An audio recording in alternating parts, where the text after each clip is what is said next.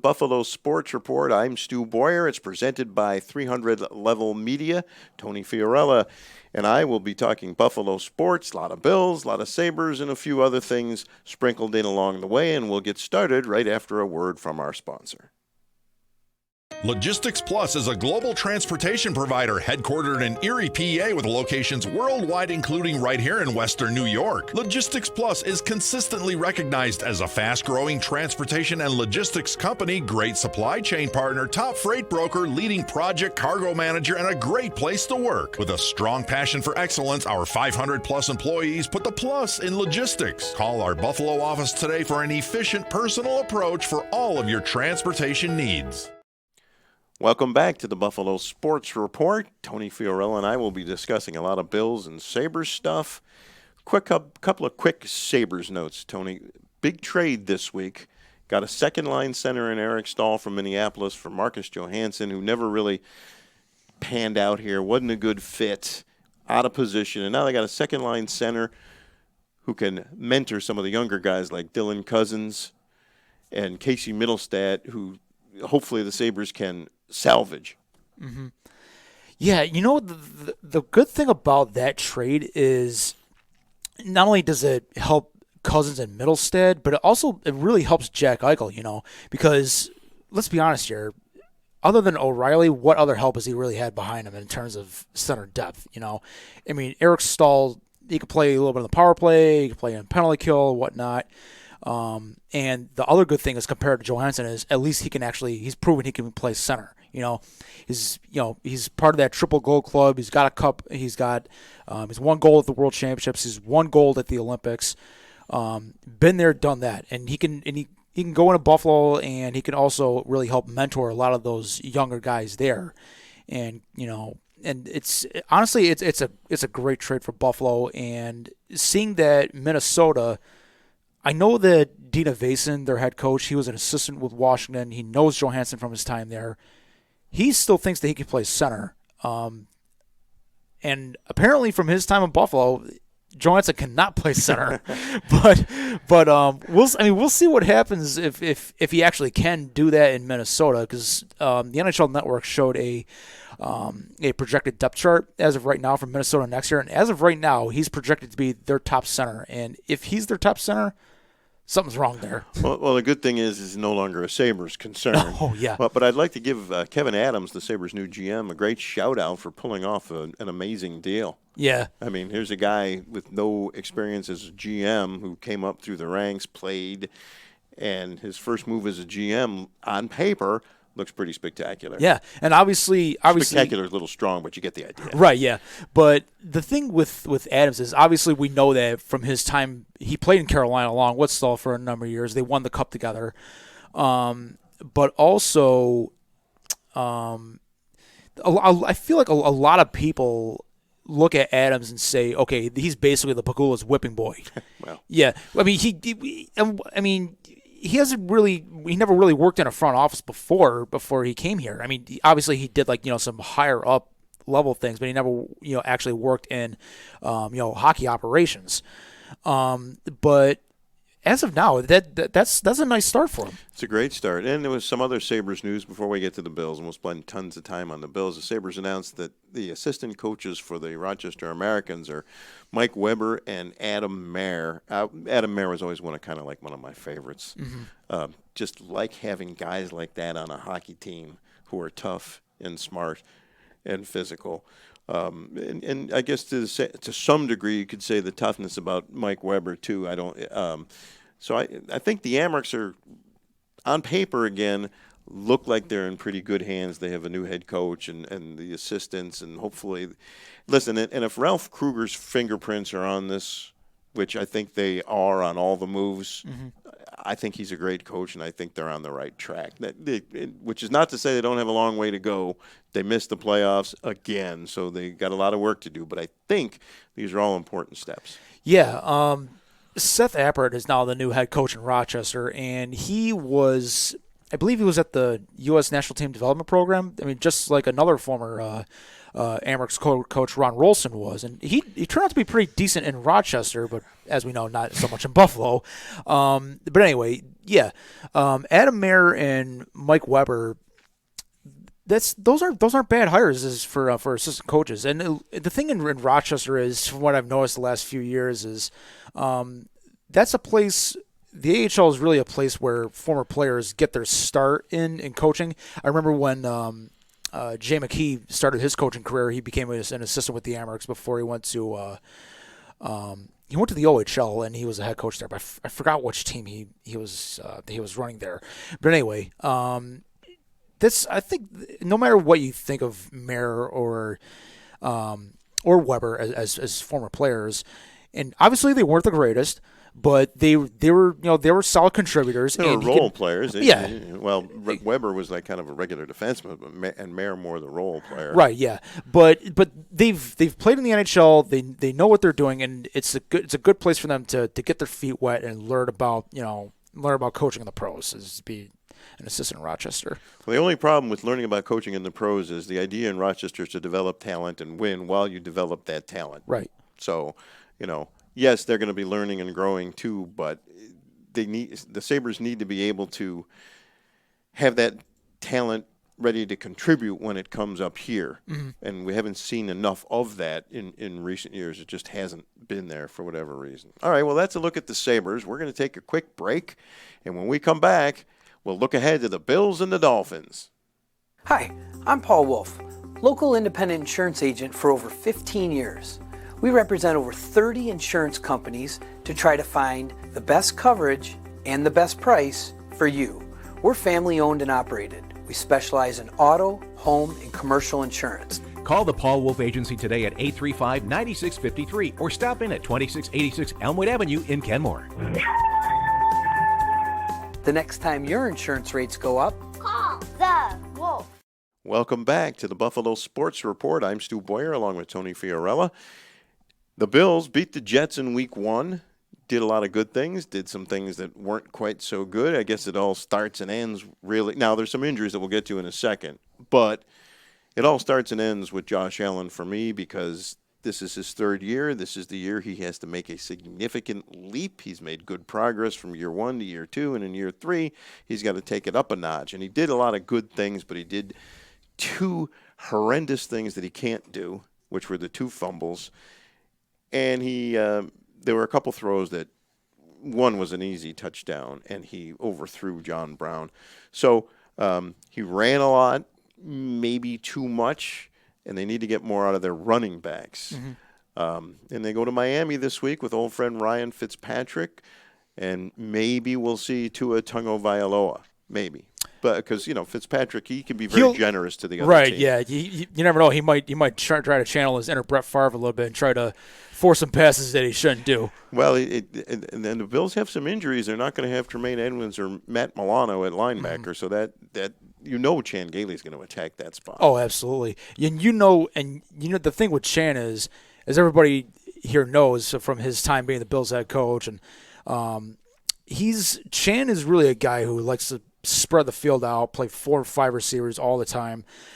He didn't do it quite. I don't think he did it quite as much against New England. I haven't really watched that full game, but from what I did see, they were under center a little bit more than from what I've normally seen under a Chan Gailey team. The other thing is, we know he's going to attack those injuries to the linebackers. But the thing I'm also wondering is, given how much McDermott and Leslie Frazier like to attack the A-gaps, when blitzing up the middle, we know Milano and Edmonds are a big part of that. And with those 2 out, from what I know is, how much is he going to try to use that, and how much of it is he going to try to back off and, try to rush 4 guys more on defense to affect Fitz? That's what I'm wondering about. And the other thing is, that hire of Chan Gailey by Flores, it makes all the sense in the world because, yes, they got rid of their coordinator from last year. I can't remember what his name was. He used to be the Patriots wide receivers coach. I don't remember who it was. Yeah. Anyway, Chan runs his verbiage and his system. It's it's part of that Earhart Perkins system. It's not West Coast. It's not it's not Coryell either. But so it's similar to a lot of what the Patriots do, but it's also different in the fact that he uses lots of receiver sets. Now, what I'm wondering is, because you got to think that the Bills are probably going to put Tre'Davious White on Parker all day. And Parker's a little bit banged up too. Yeah. He was on the injury report for most of the week. Mm-hmm. Was injured in the game last week. Right. So he's not 100%, but go ahead. Yeah, but what I'm wondering is, how is Gailey going to try to game plan around that and try to have Fitzpatrick and company beat Buffalo in different ways if White is locked down on Parker all day long? Well, it'll be interesting, and I would probably put my money on Tre'Davious White. Mm-hmm. But Gailey will come up with something. He and Fitzpatrick have been together for a long time, so I'm sure they'll come up with something. Yeah. The Bills need to get much more out of their running backs. Mm-hmm. Singletary and Moss have to touch the ball more. I get it. Josh Allen is a great runner. I didn't realize what a great runner he was till his first year with the Bills, and he had some runs. I'm like, wow, this guy's an even better runner than I thought. Mm-hmm. He's a fabulous runner, but I don't know if I want my quarterback running that much and getting hit that much, as great a runner as he is. So the offensive line needs to do a better job of opening some holes for Singletary and Moss and get that running game going. Right. And of course, as a fan here, which at the end of the day we all are, I want to see him throw the ball downfield to Stephon Diggs. And I mean really downfield, because to me that's why they got Diggs, and maybe they didn't want to do it last week because they didn't want to show it. But and also the Jets, getting back to Moss and Singletary, are really good against the run. I don't think the Dolphins are that good against the run, not as good as the Jets. So there should be more opportunities for the Bills to run the ball. Yeah, absolutely. And going back to your point before about Allen running a lot last week, when Cam Newton was having his MVP season 5 years ago, he was taking all these hits and whatnot, and he did that a lot his first 5 or 6 years in the league. And I remember saying at that point, if Carolina continued to have all these design runs from as much as they did, his body was going to break down and quickly. And the last 2 years, that's what happened. And the thing with Josh is we know he can run.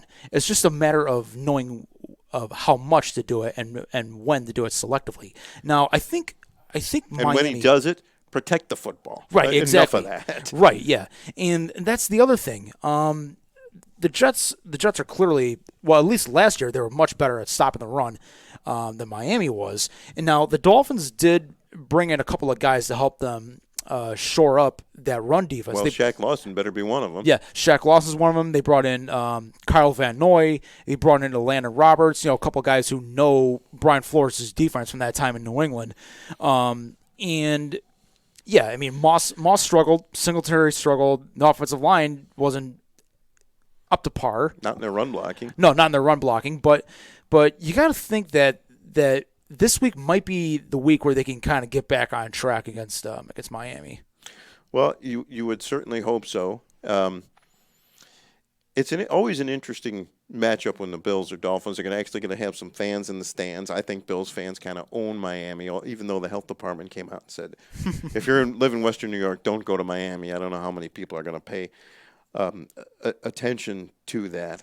I just expect big things from Josh Allen. I think he's going to have a very good day. Mm-hmm. I think the Bills are going to win this game. I think they should win this game. And I'm looking for Josh to continue taking steps at protecting the football. If he can just get that out of his game. I get it when he handles the ball a lot. And another thing, Cam Newton ran for, 75 yards and 2 touchdowns against the Patriots last week? So I think – or against the Dolphins last week. So I think he'll have his opportunities to run, and his running is a big part of the offense. I guess the question for all of us is how big of a part of that offense do we want it to be, and how much does – because he's making the decision to run a lot of times, the run-pass option there. Right, yeah. And if the balls are in his hands and he thinks he can do something positive, he's going to do it. Right. It's just about walking that fine line and knowing when to do it and when not to do it. And that's totally Brian Dable's call. I mean, he's the offensive coordinator. He knows when to do it and where to do it. But anyway, like to your point, Allen played pretty well last I week. thought he was, except for the two fumbles. Yeah, 2 fumbles, and there were some other throws and some other areas where they were kind of questionable. But I think for the most part he played well. Miami's secondary it's a bit better than the Jets. I mean, when you look at the Jets depth chart at cornerback last week, Pierre Desir was really the only guy who really, I don't want to say scare anybody, but was really, the only really guy who could make an impact. Right, yeah, exactly. But and he ended up getting benched near the end of the game.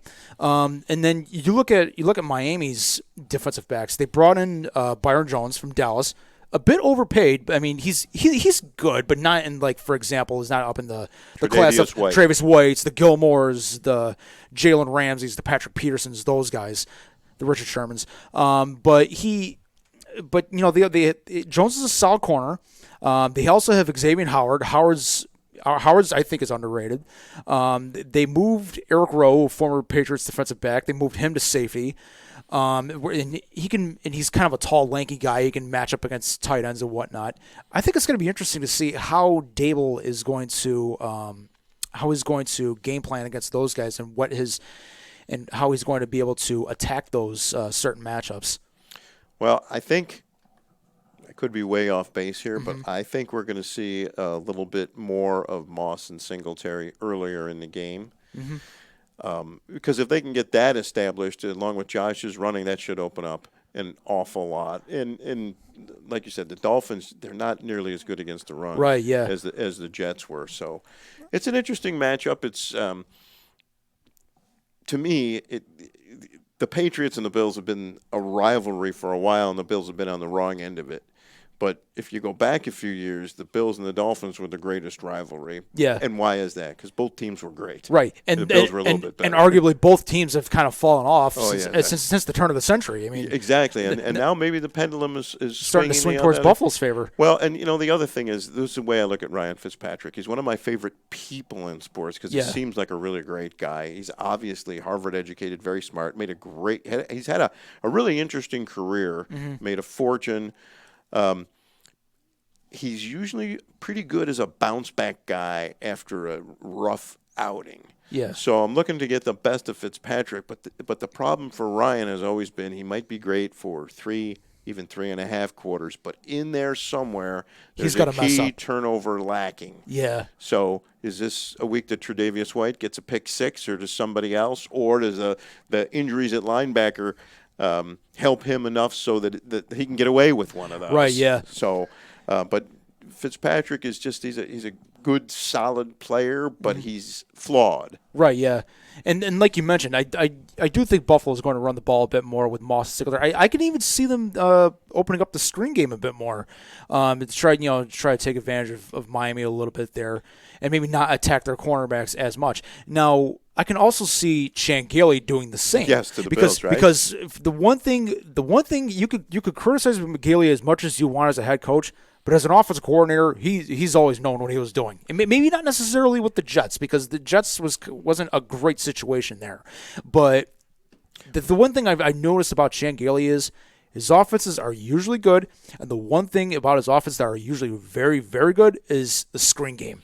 The screen game was always very good. Well, coaches are, yes, you can be a great coach, but if you don't have the players, it doesn't. Yeah. But on the other hand, Chan Gailey, Stevie Johnson had a great career with the Bills. Stevie he was a fun guy, and maybe a little too much fun for Chan. Yeah. C.J. Spiller was a 1,000-yard rusher. I mean, he had those guys in those positions to be at their best, which is what coaches do. They put players in the best position for them to succeed. He's a great offensive coordinator. I think he was a very good head coach, but just didn't have the complete puzzle to work with. So right, and he also was rebuilding that defense there too, right. and he could never get the coordinator position right there. He had George Edwards there for 2 years, and then he had Dave Wanstead for a year. And Wanstead was a miserable failure. Yeah, I mean, Wanstead at that point had probably been out of the NFL for a little bit too long. I mean, he had been in college for a few years before that at Pitt, I think. Yes, that's correct. He was in the NFL, went to Pitt, and then came back to the NFL, if my memory serves me correctly. But with the Bills, Wanstead was just not good. Right. Yeah. We'll be kind and just leave it at that. Yeah. So let's wrap this up by pick the winner, pick the score. I'll take Buffalo, and it'll probably be something like 24-14. I think that sounds about right. 24-14. Well, I'm gonna say the Bills will win it 27-13. Okay. I think this is the Bills go to 2-0 on the season. I think they run better. Josh Allen has another day, and we'll limit the turnovers to 1 this week. Mm-hmm. So that'll be a continued sign of progress. Right, improvement, small increments. Hey, listen, he's come a long, long way, and right now I would say he's the best of that quarterback class. He might be. I mean, Mayfield's been solid. Oh, no, I take that back. It's Lamar Jackson. It's not even close. Sorry. Lamar Allen, Mayfield. Those are probably the top 3 guys at this point. No doubt. Rosen never really had a chance. Mm-hmm. Lamar's fantastic.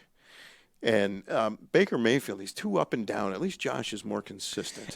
But it also doesn't help Mayfield that he's been in maybe the most unstable franchise in the NFL in Cleveland. I mean, he's had he's had 4 head coaches already in 3 years, and then that boggles my mind. Well, that and the other thing is what I really like about Josh is his demeanor and the way he relates to his teammates. Baker Mayfield I get it. He's a little cocky, and I don't want to be critical of that because you need to be confident to play a sport at that right, level. and every NFL player needs that. But I just like Josh's attitude and demeanor. Mm-hmm. So, well, anyway, listen, we hope you've enjoyed the show. We hope you join us every week here on Western New York Athletics. For Tony Fiorello, I'm Stu Boyar. Have a great day, everybody.